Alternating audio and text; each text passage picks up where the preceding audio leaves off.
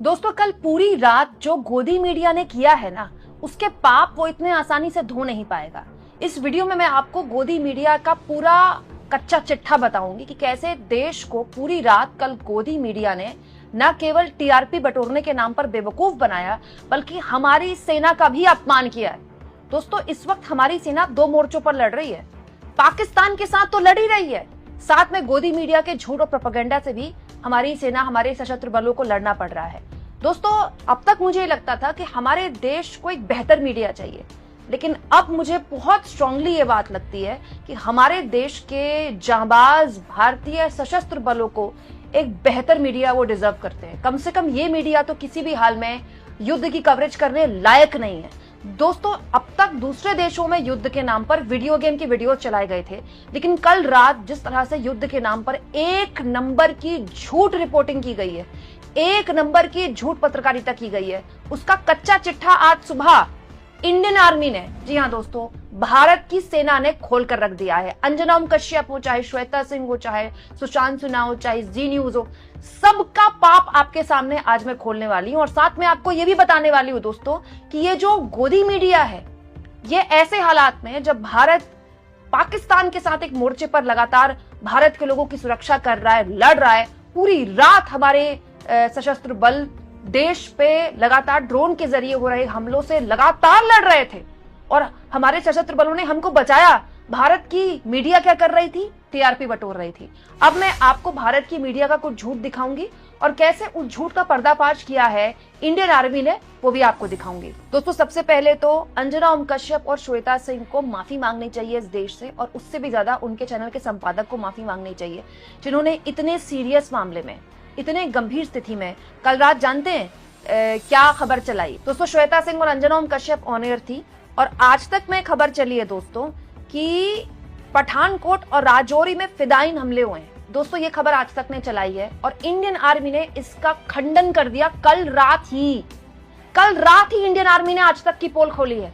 और सुनिए दोस्तों, सुशांत सिन्हा एंकरिंग कर रहे थे टाइम्स नाउ में, खबर जानते हैं क्या चली है?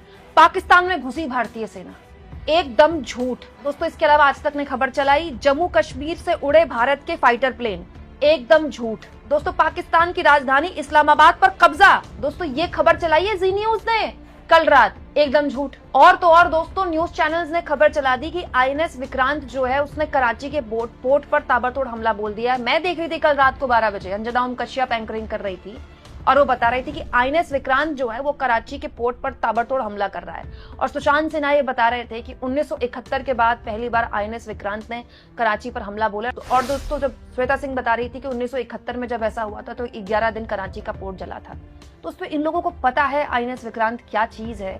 आईएनएस विक्रांत अपनी लोकेशन भी बदल देता है ना, सिर्फ लोकेशन बदल रहा, हमला तो बहुत दूर की बात है, तो पूरा भारतीय उपमहाद्वीप के खित्ते में हलचल पैदा हो जाती है। ये है आईएनएस विक्रांत। आईएनएस विक्रांत अगर कराची के पोर्ट पर हमला बोल देगा तो पाकिस्तान एक घंटा नहीं टिक पाएगा। ये है आईएनएस विक्रांत और इन लोगों ने आईएनएस विक्रांत की खिल्ली उड़ाई। ये देश के न्यूज चैनल वाले दोस्तों, ये इस देश के सो कॉल्ड न्यूज एंकर्स, शर्म आनी चाहिए। आपको पता है कल रात जिस तरह की झूठी रिपोर्टिंग इन लोगों ने की है, उसके बाद देश के कई हिस्सों में कई माओं ने अपने बच्चों को स्कूल नहीं भेजा डर के मारे।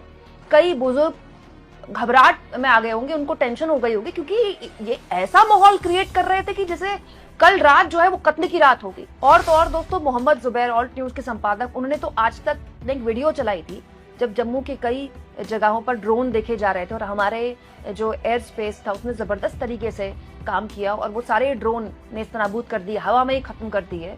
वो वीडियो भी गलत चलाई है आज तक में। और अब जानते हैं क्या करते फिर रहे हैं लोग, सब अपने ट्वीट डिलीट करते फिर रहे हैं। दोस्तों, एक न्यूज चैनल ने जानते क्या चला दिया कि आर्मी चीफ जो है पाकिस्तान के, उनको हिरासत में ले लिया गया है। नए आर्मी चीफ का नाम बता दिया गया। ये जानकारी भी साझा कर दी गई कि भाई इमरान खान को जेल से छोड़ा जा सकता है। टोटल झूठ। मतलब कितना बड़ा प्रोपेगेंडा है। क्यों दोस्तों? इन लोगों को सब पता था कि ये झूठ चला रहे हैं, लेकिन ये सब ये कर रहे थे क्यों? क्योंकि इनको पता है इन पर कोई उंगली नहीं उठा सकता। दोस्तों, इन न्यूज चैनल्स की पोल खोली है इंडियन आर्मी ने।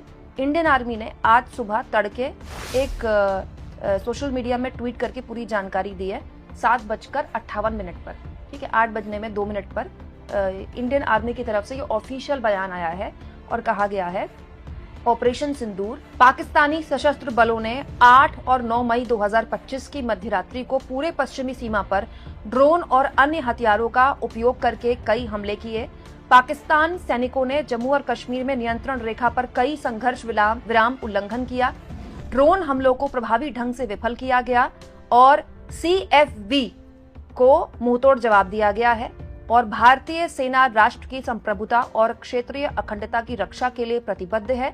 सभी नापाक मंसूबों का बलपूर्वक जवाब दिया जाएगा।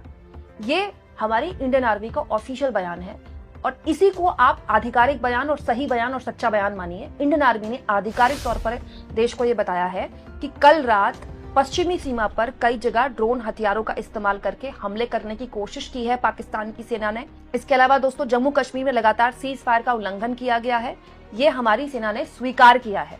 तो हम इसी को सच मानेंगे क्योंकि गोदी मीडिया इस लायक की नहीं बची कि इसकी चलाई हुई खबर हम यकीन करें। टोटल झूठ चला है कल रात, टोटल झूठ। दोस्तों क्या आप जानते हैं कि कल रात जब ये झूठ चल रहा था तो 10:42 पर डिफेंस मिनिस्ट्री द्वारा भी ये शेयर किया गया। डिफेंस मिनिस्ट्री ने भी यही बात बोली जो इंडियन आर्मी ने आज सुबह बोली है। रक्षा मंत्रालय द्वारा जो ट्वीट किया गया उसको भी मैं आपके सामने पढ़ देती हूँ। कल रात ये ट्वीट आ गया था। जम्मू, पठानकोट और उधमपुर में सैन्य स्टेशनों को आज जम्मू कश्मीर में अंतर्राष्ट्रीय सीमा पर पाकिस्तानी ड्रोन और मिसाइलों द्वारा निशाना बनाया गया। डिफेंस मिनिस्ट्री का यह बयान है, आधिकारिक बयान माना जाइए। दोस्तों स्थापित मानक संचालन प्रक्रिया यानी कि SOP के अनुरूप काइनेटिक एंड नॉन काइनेटिक क्षमताओं का उपयोग करके खतरों को तेजी से बेअसर कर दिया गया। किसी के हताहत होने या भौतिक नुकसान की सूचना नहीं मिली है। भारत अपनी संप्रभुता की रक्षा करने और अपने लोगों की सुरक्षा सुनिश्चित करने के लिए पूरी तरह से तैयार है। दोस्तों डिफेंस मिनिस्ट्री का ये औपचारिक बयान ही सही बयान मानिए। डिफेंस मिनिस्ट्री ने औपचारिक तौर पर कहा है, कल रात ही कह दिया था, जम्मू, पठानकोट और उधमपुर में सैन्य स्टेशनों को जम्मू कश्मीर में अंतर्राष्ट्रीय सीमा पर पाकिस्तानी ड्रोन और मिसाइलों द्वारा निशाना बनाया गया है। दोस्तों ये हिम्मत दिखाई है कल पाकिस्तान ने एक बार फिर। कल रात की ये खबर बता रही हूं मैं आपको, जब डिफेंस मिनिस्ट्री ने देश को यह बताया है कि जम्मू, पठानकोट और उधमपुर में सैन्य स्टेशन को निशाना बनाने की कोशिश की है मिसाइलों और ड्रोन से पाकिस्तान ने, लेकिन भारत ने उसकी वो कोशिश भी नेस्तनाबूद कर दी, खत्म कर दी, क्योंकि भारत के पास जो एयर डिफेंस सिस्टम है वो शानदार है, वो बेजोड़ है। और दोस्तों इंडियन आर्मी ने भी यही बताया है कि जम्मू कश्मीर में कई जगह सीज फायर का उल्लंघन किया है पाकिस्तान ने और कई जगह मल्टीपल ड्रोन्स भेजे अटैक करने के लिए, और ये जो पूरा हिस्सा था वो वेस्टर्न बॉर्डर था भारत का, लेकिन उसको भी नेस्तनाबूद कर दिया गया। मतलब आप इस वक्त इंडियन आर्मी और डिफेंस मिनिस्ट्री के अलावा किसी खबर को सही खबर मत मानिए, क्योंकि इन न्यूज चैनल्स वालों को इतनी भी शर्म नहीं है। ये भी नहीं सोचते कि कल रात आखिरी रात नहीं है, सुबह भी होगी।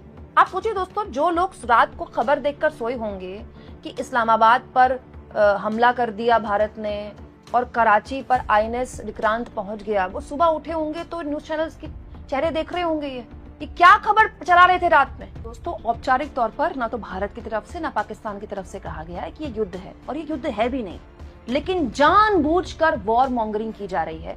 क्यों? क्योंकि वॉर मॉन्गरिंग में जो TRP मिलती है ना दोस्तों, वो साल भर नहीं बटोर सकते ये लोग। यही ये लोग न्यूज चैनल्स वाले इलेक्शन में करते हैं। EVM मशीनें खुली भी नहीं होती हैं, इनकी सीटें बढ़नी शुरू हो जाती हैं। EVM मशीनों की गिनती होनी शुरू होती है और ये एक पार्टी की सरकार बना देते हैं। गिनती 1 या 2 राउंड की होती है, तय कर देते हैं कि मुख्यमंत्री कौन बनेगा। ठीक है दोस्तों, इन न्यूज चैनल वालों ने पहले चुनावों को 2020 का मैच बनाया और अब ये ऐसे सीरियस हालात को भी 2020 का मैच बना रहे हैं।